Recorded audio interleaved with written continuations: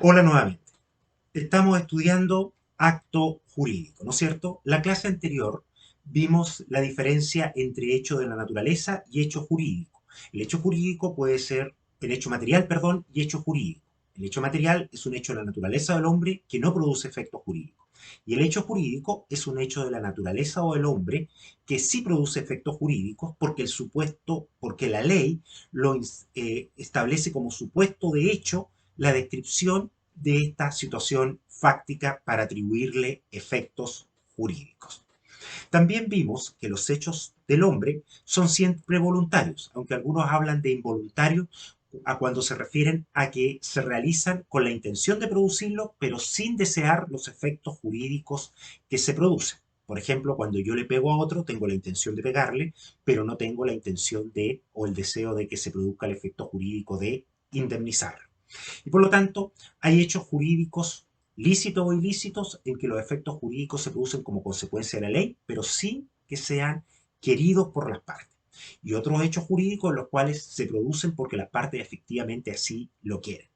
Estos últimos se denominan en la doctrina comparada de muchos países negocios jurídicos, pero nosotros le damos la connotación de acto jurídico, la denominación de acto jurídico, es decir, un hecho jurídico voluntario del hombre con la intención de producir los efectos jurídicos que la ley contempla. Ahora, en base a esto, ¿cómo definimos acto jurídico? Como la manifestación de voluntad hecho con el propósito de crear, modificar o extinguir derechos y que produce los efectos queridos por su autor o por las partes, porque el derecho sanciona dicha manifestación de voluntad. Luego, es una manifestación de voluntad. El acto jurídico es una declaración de voluntad. Lo segundo es que esta manifestación de voluntad debe perseguir un propósito específico y determinado. Y lo tercero es que el efecto querido por las partes se produce porque el derecho los sanciona. ¿Cuáles son la estructura del acto jurídico? Se distinguen los elementos esenciales de la naturaleza y accidentales. Los esenciales son aquellos que no pueden faltar en un acto jurídico porque si no deja de ser acto jurídico. Los de la naturaleza son aquellos que la ley los presume, los incluye, pero que las partes pueden excluirlo y se mantiene como acto jurídico. Y los accidentales son aquellos que ni esencial ni naturalmente le pertenecen, pero que las partes pueden incorporarlo. ¿Cuáles son los elementos esenciales? Se distinguen entonces que son los necesarios, porque se requieren para que exista el acto jurídico, y suficientes, porque basta con ello para que tengamos un acto jurídico. Se clasifican en generales y especiales. Los primeros son los que no pueden faltar en ningún acto jurídico. Los segundos son los requeridos para actos jurídicos específicos. Ahora, ¿cuáles son estos actos jurídicos esenciales y generales? No existe uniformidad en la doctrina. En general, la visión más amplia dice que son la voluntad, el objeto y la causa. Aunque algunos niegan la causa y hay países que han eliminado la causa como elemento del acto jurídico. Si se omite alguno de estos elementos, el acto no existe. En cambio, si se omite un elemento esencial específico propio de aquellos actos, el acto degenera en un contrato diferente. Por ejemplo, si en la compraventa no hay precio, degenera en donación. ¿Cuáles son los elementos de la naturaleza? Son los que tienen lugar como consecuencia que la ley les atribuye, pero que las partes pueden excluirlo. Por ejemplo, aquí hablan de las obligaciones de saneamiento de evicción en materia de la compraventa. Es un elemento de la naturaleza porque puede excluirse esta obligación del vendedor y no obstante se mantiene como un acto jurídico compraventa. Y los elementos accidentales son aquellos que deben necesariamente incorporarse. Por ejemplo, las modalidades, el plazo, la condición. Requisitos de los actos jurídicos. Muy relacionado con esto están los requisitos. ¿Cuáles son los requisitos de existencia? Los requisitos de validez del acto jurídico. Los requisitos de existencia son aquellos que en el fondo determinan la inexistencia del acto jurídico si no concurre. Son tales la voluntad, el objeto, la causa y las solemnidades cuando el acto requiere, cuando son requeridos para la existencia del acto. Se puede apreciar una estrecha relación entre los elementos esenciales y los requisitos de existencia, porque la solemnidad se incluye cuando es una forma necesaria para manifestar la voluntad.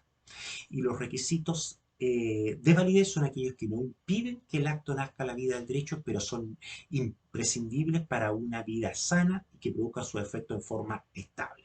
Son la voluntad no viciada, el objeto lícito, la causa lícita, la capacidad y los requisitos cuando se exigen como requisito de validez y no de existencia. Ahora, ¿cuáles son las clasificaciones de actos jurídicos? Aquí hay varias clasificaciones y que se obtienen del propio Código Civil cuando va realizando en los artículos 1437 y siguientes las diversas clasificaciones. Primero, atendiendo al número de partes que es necesaria para que el acto jurídico nazca a la vida del derecho. Son los actos jurídicos unilaterales y los actos jurídicos bilaterales. Los unilaterales son aquellos que para nacer a la vida del derecho necesitan la manifestación de voluntad o declaración de voluntad de una sola parte. Por ejemplo, el testamento, la renuncia de un derecho, la ratificación de un acto. Los actos jurídicos bilaterales o convención son aquellos que para que nazcan a la vida del derecho requieren la declaración de voluntad de dos o más partes. Por ejemplo, la compraventa, la tradición, el pago. Esto atiende al número de partes y no al número de personas. Por lo tanto, hay actos jurídicos unilaterales que son simples, de una sola persona, y complejas, que son de varias personas. Y es por eso, ¿cuál es la diferencia entre el número de partes y el número de personas? En que las partes representan intereses que están en oposición o contradicción. En cambio, pueden haber varias personas, pero si tienen un mismo interés y en una misma dirección, entonces estas varias personas no configuran diferentes partes, sino que una sola parte.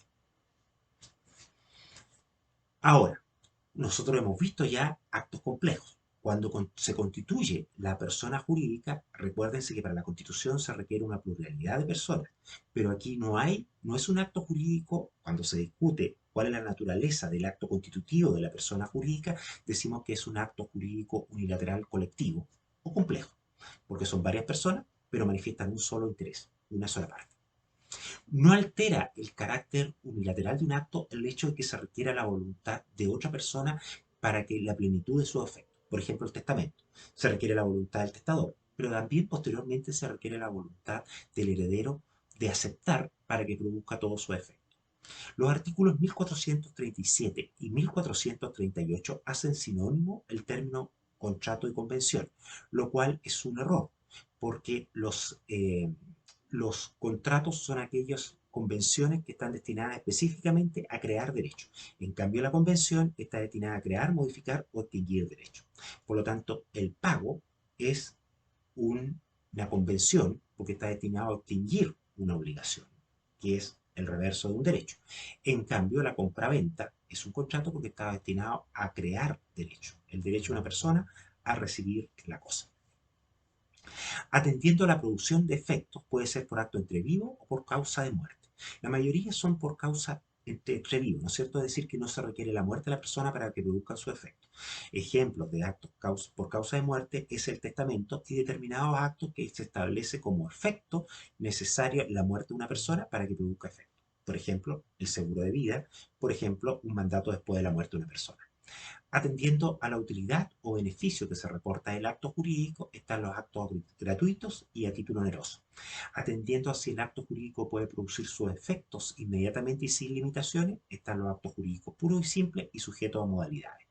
Atendiendo al contenido del acto jurídico, están los actos de familia y los actos patrimoniales.